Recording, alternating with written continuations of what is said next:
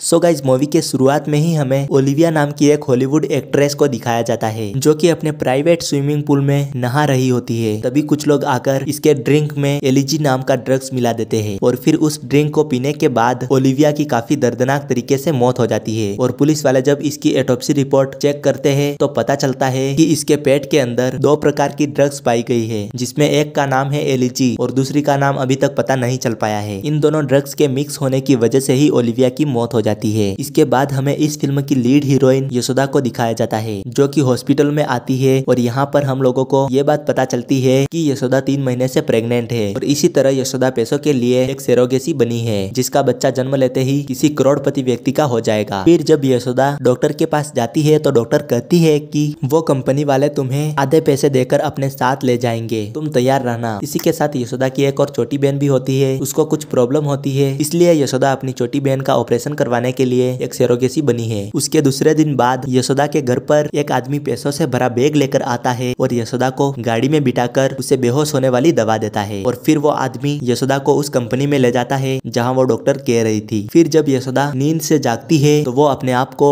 एक अजीब से कमरे में पाती है जहाँ पर सभी जगहों पर सिर्फ इवा का नाम लिखा हुआ था। तभी वहाँ पर एक मधु नाम की लड़की आती है और वो यशोदा को समझाती है कि यहाँ पर किस तरह से खाना पीना और रहना है। और मधु यशोदा से एक बात और कहती है कि तुम्हारी जब डिलीवरी हो जाएगी तो तुम्हें पूरे पैसे मिल जाएंगे और फिर तुम अपने घर पर जा सकती हो। दूसरी तरफ एक डॉक्टर ऋषि को एक रिपोर्ट देते हुए कहता है कि शिव की मौत दम घुटने की वजह से हुई है। तब ऋषि कहता है कि शिव की मौत तो ब्लास्ट होने की वजह से हुई थी ना। सो गाइस, ऋषि और ये डॉक्टर जिस शिव की मौत के बारे में बात कर रहे हैं उस शिव की मौत उसी दिन हुई थी जिस दिन यशोदा को उस कंपनी वाले ले जा रहे थे। लेकिन शिव की मौत कार में ब्लास्ट होने की वजह से हुई थी और उसके साथ एक आरुषि नाम की मॉडल भी थी। उसके बाद डॉक्टर ऋषि से कहता है कि कार में ब्लास्ट तो हुआ था लेकिन कार में एयरबैग काम न करने की वजह से शिव की मौत हुई थी। फिर ऋषि ये सारी बातें कमिश्नर को बताता है तो कमिश्नर कहता है कि मीडिया को बुलाकर केस को क्लोज कर देते हैं। लेकिन ऋषि कहता है कि नहीं सर, ये केस मुझे इतना आसान नहीं लग रहा है, मुझे थोड़ा और समय दीजिए, मैं शिव की मौत का कारण जानकर ही रहूंगा, पर इस केस में हमको एक एक्सपर्ट की जरूरत पड़ेगी। मेरी नजर में वासुदेव सर है जो कि पुलिस को ट्रेनिंग देते हैं। फिर कमिश्नर ऋषि को यह परमिशन दे देता है। इस तरफ सुधा नाम की एक वार्डन यशोदा को स्कैनिंग के लिए ले जाती है। स्कैनिंग रूम में गौतम नाम का एक डॉक्टर होता है जो हर एक सेरोगेसी बनी लड़की की स्कैनिंग करता रहता है। फिर धीरे धीरे थोड़े दिनों में यशोदा गौतम को लाइक करने लगती है और गौतम के मन में भी लड्डू फूटने लगते हैं। उसके बाद जब यशोदा खाना खाने जाती है तो वहाँ पर और भी कई सारी लड़कियां होती है। फिर वो सारी लड़कियां अपने अपने बारे में एक दूसरे को बताने लगती है, जिनमें से किसी को 8वां महीना तो किसी को 6ठा महीना चल रहा होता है। और उनकी ग्रुप लीडर तेजू नाम की एक लड़की होती है जो कि राइट साइड में बैठी है। लेफ्ट वाली का नाम है लीला और जिसके शॉर्ट बाल है उसका नाम है जेनी। तेजू यशोदा से कहती है कि अगर तुम्हें हमारे साथ खाना खाना है तो तुझे जोन 2 में जाकर मेरे लिए सिगरेट लानी होगी। लेकिन जोन 2 एक रेस्ट्रिक्टेड एरिया होता है। जब यशोदा जोन 2 में जा रही होती है तभी वहाँ पर गौतम उसके सामने आ जाता है और वो यशोदा को जोन 2 में नहीं जाने देता है। दूसरी तरफ ऋषि और वासुदेव कमिश्नर को शिव की मौत के बारे में बता रहे होते हैं। फिर पता चलता है कि किसी ने जानबूझकर शिव को मारा था। इसी के साथ वासुदेव कहता है कि शायद ये मर्डर शिव के साथ बैठी मॉडल को मारने के लिए भी किया जा सकता है, क्योंकि अगर मर्डरर शिव को मारना चाहते थे तो वो कुछ दिन पहले अकेला ट्रैवल कर रहा था, तब तो उसे मारा नहीं। ये भी हो सकता है कि वो उस मॉडल आरुषि को ही मारने आए हो। उसके बाद ऋषि उस मॉडल आरुषि के घर जाकर आरुषि की साइड से जांच करता है तो उसको उसमें एक बंदे की वीडियो मिलती है। कैजुअली ये बंदा हमेशा आरुषि को बताता था कि कौन सी ब्यूटी प्रोडक्ट को प्रमोट करना है और कौन सी को नहीं। हाल ही में आरुषि के पास एक ब्यूटी प्रोडक्ट का प्रमोशन आया था, सो ये बंदा आरुषि को मना करने के लिए कहता है क्योंकि उस ब्यूटी प्रोडक्ट में कौन से इंग्रेडिएंट्स को यूज किया है वो इन्होंने मेंशन नहीं किया था, इसलिए। फिर ऋषि और वासुदेव उस ब्यूटी कंपनी के पास जाते हैं जिसमें एक बंदा होता है जिसके पिता और कोई नहीं बल्कि सेंट्रल मिनिस्टर गिरिधर होता है। इस तरफ वार्डन सुधा का टेबलेट कोई चुरा लेता है, उस वजह से वो बहुत परेशान होती है। उसके बाद हमें पता चलता है कि सुधा का टेबलेट यशोदा ने ही चुराया था, सुधा को थोड़ा सबक सिखाने के लिए, क्योंकि सुधा हर एक बंदी पर अपना रोक जमाती थी, इसलिए। इस तरफ पुलिस वाले उस बंदे के घर जाते हैं जिसने कि आरुषि को प्रमोशन करने से मना कर दिया था, लेकिन वो बंदा तो पहले से ही मरा पड़ा होता है। फिर पुलिस जब उसके घर की तलाशी लेती है तो वो फ्रीजर में से एक केमिकल को पाती है। उसके बाद ऋषि इस केमिकल को अपने फ्रेंड के पास भेजता है उसे टेस्ट करवाने के लिए। फिर वो बंदा ऋषि को कॉल करके कहता है कि कुछ दिनों पहले बॉलीवुड एक्ट्रेस ओलिविया का मर्डर हुआ था ना, उसकी बॉडी में भी एक मिस्टीरियस केमिकल मिला था और तुमने मुझे जो सैंपल दिया है वो भी इसी तरह का है। इस केमिकल को और थोड़ा डीपली एग्जामिन करके मैं तुमको रिपोर्ट भेजता हूँ। लेकिन उसी वक्त कोई अनजान व्यक्ति ऋषि के फ्रेंड को मार देता लगता है। इस तरफ सारी लड़कियां अपने अपने बारे में एक दूसरे को बताती है कि वो किस वजह से एक सेरोगेसी बनी है, लेकिन उनमें से जेनी, जो कि सेरोगेसी केवल इसलिए बनी थी क्योंकि उसको आईफोन खरीदना था। खैर उसी तरह देखते ही देखते गौतम यशोदा के लिए कुछ ज्यादा ही केयरिंग करते रहता है। इसी समय काजल नाम की एक लड़की को पेन आने की वजह से उसे एक सीक्रेट रूम में ले जाने लगते हैं। उसमें सिर्फ डॉक्टर्स ही जा सकते हैं। और फिर थोड़ी देर बाद ही मधु बाकी लड़कियों के पास आकर कहने लगती है कि काजल के पेट में जो बच्चा था वो 2 दिन पहले ही मर चुका था और फिर हमने काजल को अपने बच्चे के साथ घर भेज दिया है। इस तरफ ऋषि और उसकी टीम गिरिधर के बेटे सोनू पर नजर रखते हैं, लेकिन तभी कुछ लोग इन पुलिस वालों पर फायरिंग कर देते हैं। इस वजह से इस फायरिंग के दौरान ऋषि के एक टीममेट अनवर की मौत हो जाती है और दूसरी तरफ उस कमिश्नर पर भी अटैक होता है। इस तरफ यशोदा को शक होने लगता है कि काजल अपने घर पर चली गई, वो भी हमें बिना मिले। इसके बारे में सोचते सोचते यशोदा खुद बेचारी बेहोश हो जाती है। फिर यशोदा को इमरजेंसी रूम में ले जाकर उसका ट्रीटमेंट करने लगते हैं। इस तरफ हॉस्पिटल में वो कमिश्नर ऋषि और वासु को बुलाकर ये कहने लगता है कि मरी हुई हॉलीवुड एक्ट्रेस ओलिविया जब भी हमारे भारत देश आती थी तो वो केवल 3 दिन ही यहाँ पर रहती थी और 1 साल में वो 2 बार ही भारत आया करती थी।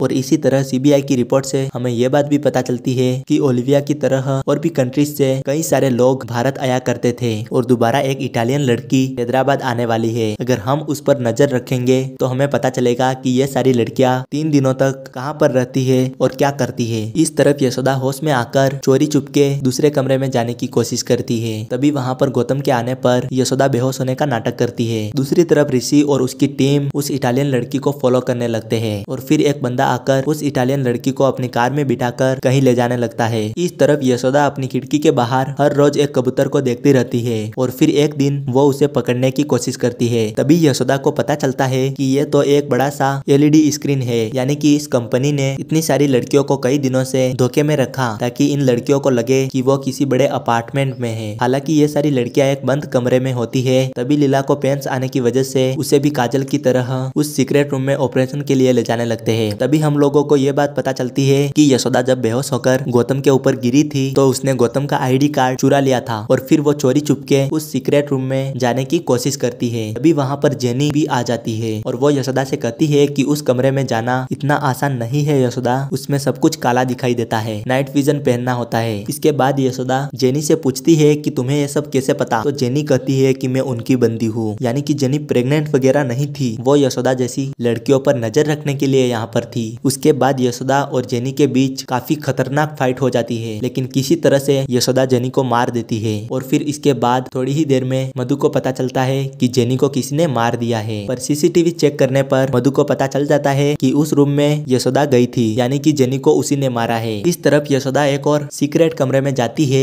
उस कमरे में काफी सारी लड़कियों की लाशें होती है जो इन लोगों ने फ्रीजर करके रखी है। इन्हीं लाशों में से यशोदा काजल और लीला की लाश को भी देखती है। दूसरी तरफ ऋषि और उसकी टीम से वो इटालियन लड़की मिस हो जाती है और फिर कुछ गुंडे आकर ऋषि और उसकी टीम को पकड़कर एक खुफिया जगह में ले जाने लगते हैं। इस तरफ जब यशोदा एक और कमरे में जाती है तो उस कमरे में बहुत सारे न्यू बॉर्न बेबीज होते हैं, यानी कि उन बच्चों का जन्म होने से पहले ही अपनी माँ की कोख से उन्हें बाहर निकाल दिया गया है और इन सभी बच्चों को भी फ्रीजर करके रखा होता है। तभी वहाँ पर गार्ड्स आकर यशोदा को पकड़कर बांध लेता है और यशोदा के साथ जबरदस्ती करने लगता है, लेकिन फिर इन दोनों के बीच में भी एक जबरदस्त फाइट होती है और फिर यशोदा उस गार्ड को मार देती है। ये काफी बढ़िया सीन था, इसमें समंथा ने काफी जबरदस्त फाइट की थी। उसके बाद मधु यशोदा को ढूंढ लेती है, लेकिन यशोदा यहाँ पर भी किसी तरह से मधु के गले पर चाकू रखकर उससे कहती है कि तुम लोग ये सब क्यों कर रहे हो, मुझे सच सच बताओ। तभी वहाँ पर गौतम भी आ जाता है और वो यशोदा से कहने लगता है कि तुम मधु को मार दो, यहाँ पर बहुत सारे इलीगल काम हो रहे हैं। ऐसा कहते हुए गौतम यशोदा को अपनी बातों में उलझाकर उसे पकड़कर उसके गले पर चाकू रख देता है और फिर गौतम और मधु दोनों मिलकर यशोदा को बांध देते हैं और बताने लगते हैं कि यहाँ पर जो कुछ भी हो रहा है वो क्यों हो रहा है। दरअसल कुछ सालों पहले गिरिधर किसी कॉलेज में एक चीफ गेस्ट की तरह आता है। उस समय उस कॉलेज में ब्यूटी कंपटीशन चल रहा होता है और स्पीच के दौरान गिरिधर बताने लगता है कि ब्यूटी का मतलब है दिल की खूबसूरती,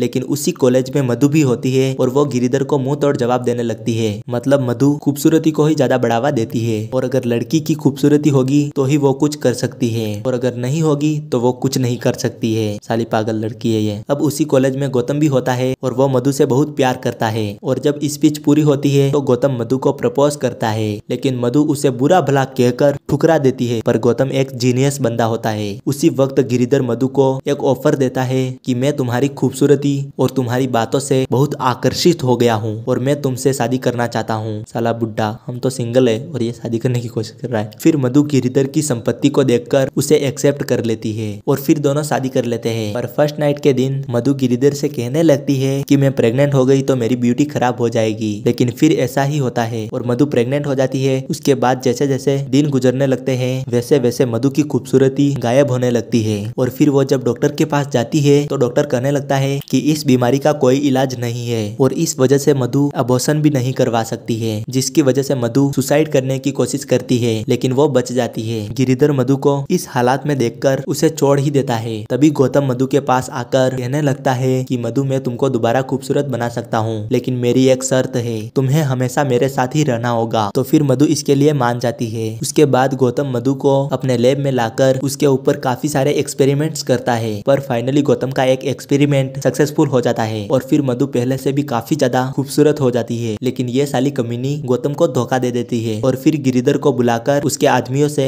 गौतम की पिटाई करवाती है, लेकिन गौतम उन सारे आदमियों को मौत के घाट उतार देता है। और फिर गौतम मधु से कहता है कि तुम्हारी ये जो खूबसूरती है वो लाइफ टाइम के लिए नहीं है, तुम्हें हर 6 महीने के बाद एक बूस्ट डोज लेनी होगी और वो सीरम केवल मेरे पास ही है, मैं ही उसे बना सकता हूँ। मधु मैंने तुम्हें पाने के लिए ये सीरम बनाया था और अगर यही सीरम मैं मार्केट में बेचता तो मैं बिलियनियर बन सकता था, लेकिन मैंने तुमको चुना और फिर तुमने मुझे ही धोखा दिया। इस तरह से गौतम की बात सुनने के बाद गिरिधर एक प्लान बनाता है और गौतम से कहता है कि देखो गौतम, तुमको मधु चाहिए तो ले लो और मुझे पैसा चाहिए, तुम उस ब्यूटी सीरम को बनाकर मुझे दे दो, मैं उसे बेचकर पैसे कमाऊंगा। देखो कितना गरीब है बेचारा मंत्री, साले को पैसे कमाने हैं। इस तरह से हम तीनों खुश रह सकते हैं। और फिर वो तीनों मिलकर इस काम को शुरू कर देते हैं। उसके बाद मधु दूसरे कंट्रीज को अपने प्रोडक्ट के बारे में बताने लगती है। तो यहाँ पर हमको कुछ बातें और पता चलती है कि काफी सारी बड़ी बड़ी सेलिब्रिटीज ने इस प्रोडक्ट को यूज किया है, जैसे कि मरी हुई हॉलीवुड एक्ट्रेस ओलिविया और भी बहुत सारे। लेकिन इनके प्रोडक्ट को इस्तेमाल करते हुए दूसरी ड्रग्स नहीं लेनी चाहिए, इसी वजह से ओलिविया की मौत हो गई थी। और इसी तरह इनकी कंपनी एक नवजात शिशु में पाए जाने वाले प्लाज्मा को लेकर ये ब्यूटी प्रोडक्ट बनाते हैं, साले कमीने। इसके लिए इन लोगों ने काफी सारी गर्भवती महिलाओं को अपने पास रखा है और उन सारी लड़कियों के बच्चे के प्लाज्मा को इन लोगों ने सेव करके रखा था और जब भी जरूरत पड़ती ये लोग उसे निकाल लेते हैं। और इसी तरह मरी हुई आरुषि मॉडल वो इनके इस प्रोडक्ट के बारे में इन्वेस्टिगेशन कर रही थी, इसलिए मधु और उसकी कंपनी ने मिलकर उस बेचारी आरुषि को मरवा दिया था और उसके साथ शिव बेचारा फोकट में मर गया। इस तरह से उनके कामों में जो भी रुकावटें आई वो इन्होंने साफ कर दी। खैर अब किसी तरह से यशोदा वहां से भागने की कोशिश करती है और एक तरफ ऋषि और उसकी टीम को ये बात भी पता चलती है कि इस कंपनी के पीछे उनके कमिश्नर का भी हाथ है। अला, ये कमिश्नर इनके साथ रहते हुए मधु और उसकी टीम को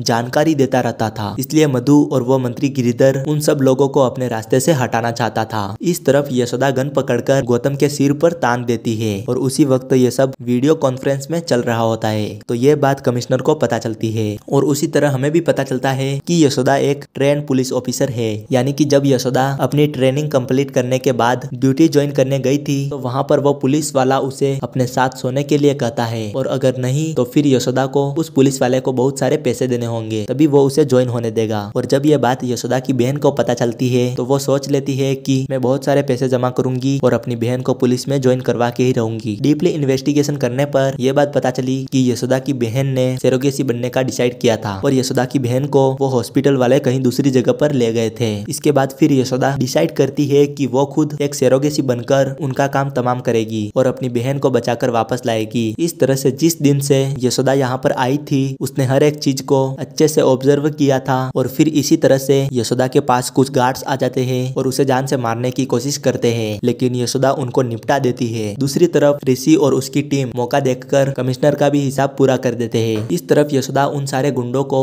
निपटाकर सभी लड़कियों को उस अपार्टमेंट से बाहर निकालने लगती है। इसके बाद हमें एक बात और पता चलती है कि मधु को अपनी खूबसूरती देने के लिए गौतम ने मधु से उसके ही बच्चे की प्लाज्मा मांगी थी और फिर मधु ने इस तरह से अपने ही बच्चे की प्लाज्मा को यूज करके खूबसूरती हासिल की। ये सब पता चलते ही उन सभी लड़कियों को मधु के ऊपर काफी ज्यादा गुस्सा आने लगता है और फिर वो सभी लड़कियां मिलकर मधु को खाई से गिराकर उसे मरने के लिए छोड़ देती है। इस तरह से इस फिल्म का हो जाता है एंड। सो गाइस, वीडियो पसंद आई हो तो वीडियो को लाइक कर देना और चैनल को सब्सक्राइब जरूर कर देना यार। और आपको ये फिल्म कैसी लगी आप हमें कमेंट करके जरूर बताइएगा। तब तक के लिए जय हिंद, जय भारत।